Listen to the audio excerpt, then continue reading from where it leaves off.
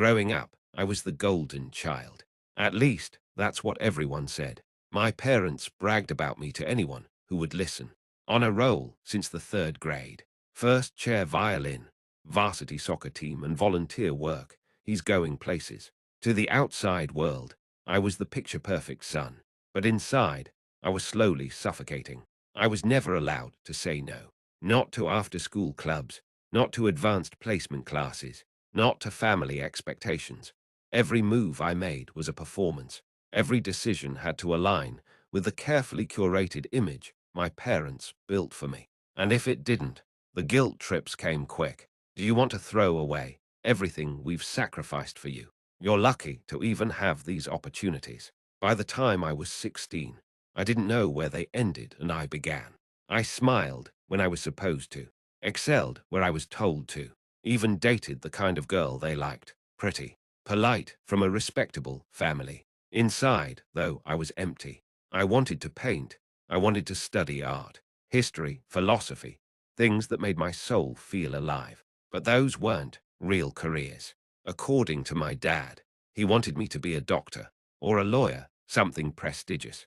You're not like other kids, he'd say proudly. You're going to make this family proud. So I applied to pre-med programs, got into one of the best schools in the state, smiled for the family Facebook photo, and told myself maybe happiness wasn't the point. Maybe pleasing them was enough. It worked for a while, but then college happened, and I unraveled. College was supposed to be a continuation of everything my parents had mapped out. Top grades, pre-med classes, medical school. The blueprint was clear, but by the end of my first semester, I was drowning. Organic chemistry felt like reading another language, one I had no interest in learning. Every time I walked into that lecture hall, I felt like an imposter. My notebooks were filled with half-hearted notes, my calendar full of deadlines I dreaded. Meanwhile, I'd started sneaking into art history lectures on my breaks. I'd sit in the back, listening to professors talk about ancient sculptures, Renaissance revolutions, abstract expressionism. And for the first time in years, I felt something real. I'd come back to my dorm at night, open a sketchpad I hid under my mattress, and draw for hours. I wasn't amazing, but I felt alive. One night, my roommate, an architecture student, walked in and caught me sketching. "Jude," he said, "why are you not in design school?" I laughed. "Because I'm pre-med. My parents would murder me." He didn't press, but the question stuck. Why wasn't I? After months of failing to keep up, I finally hit a wall. I bombed 2 major exams, tanking my GPA. My academic advisor suggested I take a semester off or consider switching majors. I knew I had to tell my parents. When I called, my mom answered with a cheerful, "How's our future doctor?" I paused. "I'm thinking about switching majors." Silence. Then came my dad's voice, stern, sharp. "What are you talking about?" I explained, fumbling through the truth. I wasn't doing well. I wasn't happy. I was considering studying something else, maybe even art. He exploded. "You want to waste your life drawing pictures? You're too smart for that. You just need to work harder." My mom chimed in, trying to smooth things over. But the message was clear. This was unacceptable. That night, I sat in my dorm room, feeling like I had just committed a crime. Not against them, but against the person they thought I was. That's when it hit me. I was never the golden child. I was just a mirror, reflecting what they wanted to see. I didn't drop out. Not right away. Instead, I quietly changed majors without telling my parents. I couldn't stomach another fight, so I crafted a lie. I told them I was taking electives to broaden my perspective. In reality, I was knee-deep in courses like color theory, figure drawing, and visual storytelling. And for the first time, I wasn't surviving, I was thriving. I joined the campus art collective, spent nights painting in the studio until 2 a.m., and started building a portfolio. People started noticing.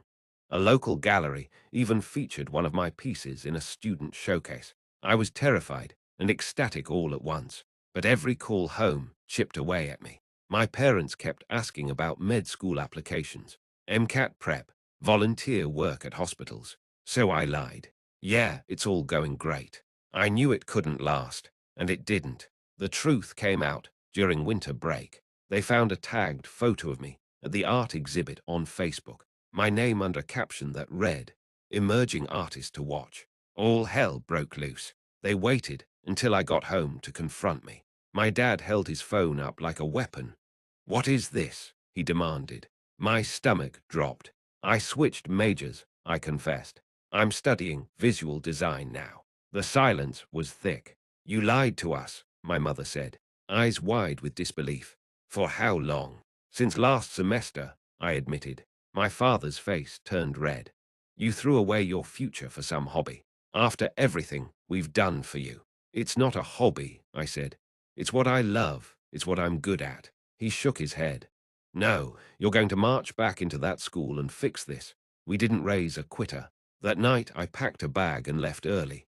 They didn't stop me. The ride back to school was cold and quiet. I didn't cry, but a part of me felt like it had just been amputated. Not because I lost their approval, but because I realized I never really had it.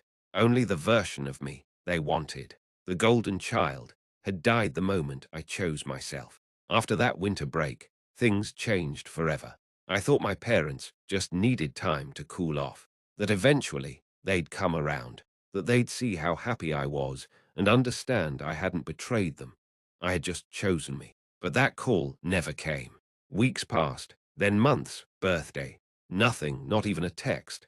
When I tried to reach out, I got one-word replies from my mom, and radio silence from my dad. It was like I'd been erased. I became a ghost in my own family. Worse, they started telling relatives I had lost my way and was figuring things out, that I'd dropped out, that I was depressed. All of it coded language for he stopped obeying. At first, I was angry, then I was heartbroken, and eventually, I just went numb. I threw myself into my art. I took on internships, freelance gigs, even a semester abroad studying visual storytelling in Florence. For the first time in my life, I felt in control of my story, not just the one I was living, but the ones I was telling through my work. During that semester abroad, something shifted in me. One night, sitting under the stars outside a little cafe in Tuscany, I realized I wasn't the person who left home anymore. I didn't crave their approval like I used to. I didn't even resent them the way I had months ago. I just didn't need them to believe in me, because I believed in me. That realization was both freeing and tragic. It's a strange kind of grief, mourning the version of family you thought you had, and accepting the one that actually exists. But it was also the moment I truly came into myself. I didn't need to be their golden child anymore. I could just be me. And that was enough. Graduation day came and went. My parents didn't show up. No card, no message, just silence. But my friends were there. My professors were there. Even my roommate from freshman year came to cheer me on. And when I walked across that stage, diploma in hand, I felt something I'd never felt before. Pride. Not the kind that comes from pleasing others, but the kind that comes from surviving the fire they threw you into and walking out holding your truth. I took a job at a creative agency after graduation.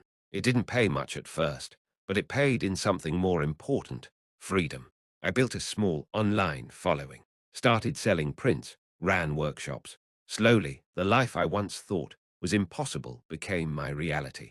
A couple of years in, I got an email from my mom. No apology, just a vague message asking how I was. I stared at it for a long time, and then I replied, "I'm doing well. I hope you are too." That was it, because I didn't owe them anything more than that. People often ask me if I ever reconciled with my parents, and the truth is, not really. We talk occasionally, polite, surface-level exchanges. They still don't understand what I do. They still introduce me to people as our son who used to be pre-med, but I'm no longer waiting for them to clap. I've built a life I love, a life that's real, a life that's mine. The lesson, sometimes the cost of becoming who you are, is losing who they wanted you to be. And while that grief is real, it's also liberating, because the moment you stop living for others is the moment you start truly living for yourself. You may lose people along the way, but you'll find yourself. And in the end, That's worth everything. If this story resonated with you, you're not alone. We all deserve to live a life true to ourselves, even if it means walking away from the expectations of others. If you've ever had to choose between your truth and their approval, tell us your story in the comments. And don't forget to like, share, and subscribe for more real stories that matter.